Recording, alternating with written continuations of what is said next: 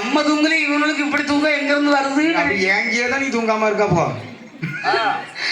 ஆக என்னாச்சு பாருங்க. சரி, என் நாயகி இந்த முத்தாரமலைக்கு எப்படி நெற்றியிலே அப்படி இடகவி ஊரி பஞ்சாட்சரம் திருநீற்றை அணிந்து ஆமா அப்படி இடகவி இருக்கின்றால். அது மட்டுமல்ல, எப்படி அம்மாவுக்கு அவருடைய நெற்றி என்ன செய்யறாங்க பாருங்க.